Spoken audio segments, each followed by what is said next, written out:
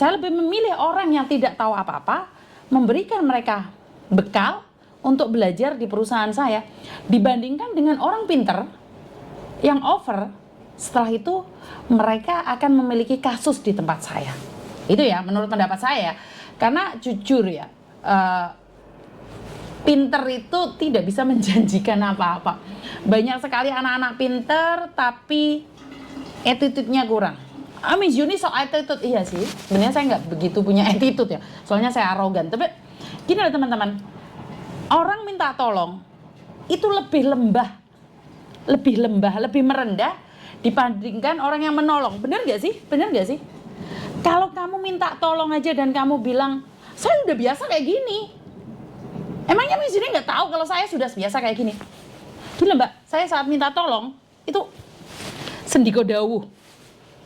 Kenapa? Bukan karena saya takut sama dia, tapi orang minta tolong aja nggak sopan. Ya saya kurang tahu ya. Ini yang pertama. Yang kedua tentang anak yang pinter tadi berkasus dengan anak yang biasa-biasa saja tapi tidak memiliki kasus. Itu saya pernah mendengarkan cerita salah satu anak yang sangat pinter sekali. Dia itu selalu mendapatkan nilai A plus.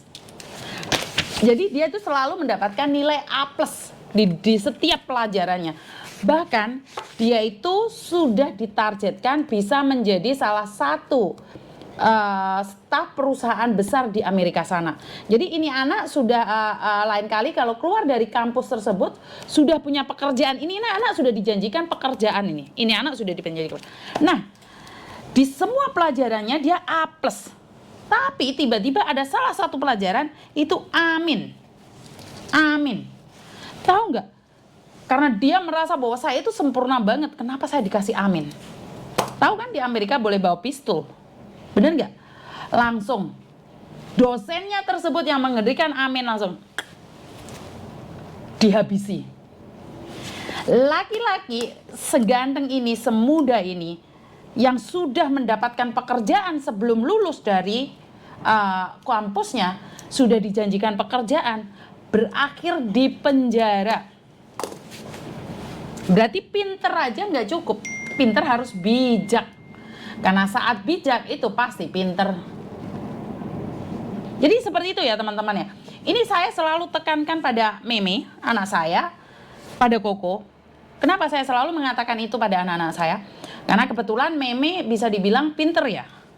Cuman kalau kamu tidak punya attitude, saya katakan sama Meme, tidak akan ada orang yang menyukaimu. Tidak akan ada orang yang terpesona padamu. Dan yang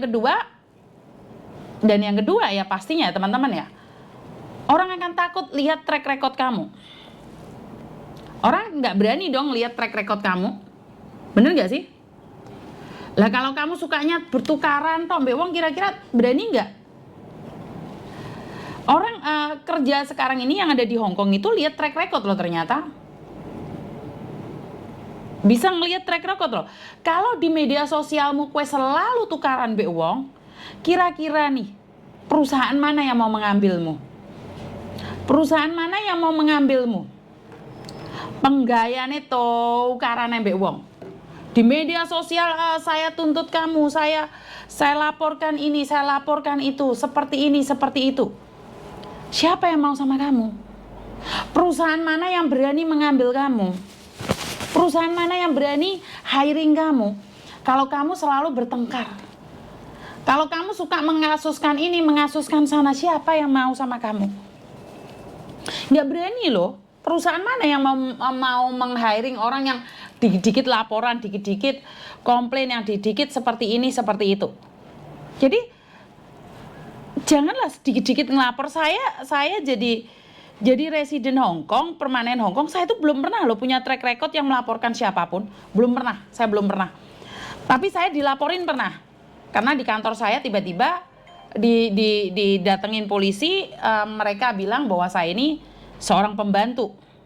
Jadi saya tuh dilaporkan bekerja di kantor saya sebagai pembantu, tapi merangkap kerja di agent. Dan tidak terbukti dong. Tapi apakah saat itu saya ditanyakan apakah saya akan melaporkan balik yang melaporkan saya? Enggak, saya enggak melaporkan. Saya cukup tahu saja itu orang yang membenci saya. Dan selebihnya, dia nggak ada di Hong Kong saat ini. Saya kurang tahu ya, dia bermusuhan dengan siapa.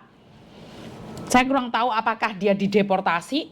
Karena dia sempat telepon saya tanpa merasa bersalah nanyain, Yun kalau saya balik lagi ke Hong Kong nih bisa nggak Yun?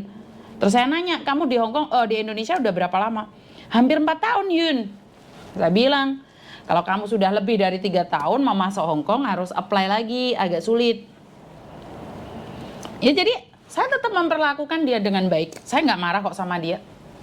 Ya saya kecewa pasti ya Mbak ya. Kecewa pasti karena saya ngerasa bahwa dia adalah teman baik saya.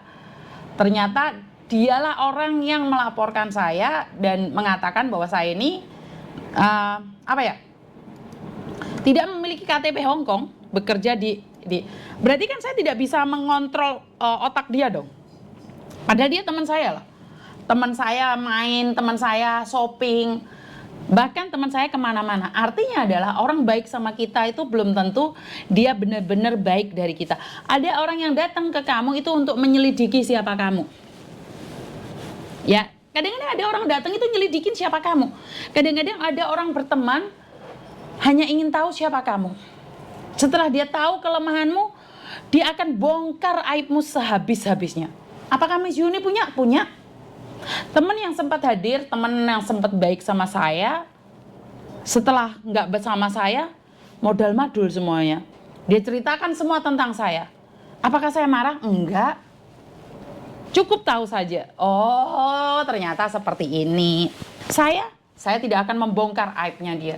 Bagi saya, dia adalah teman saya. Bagi saya, dia adalah kerabat saya.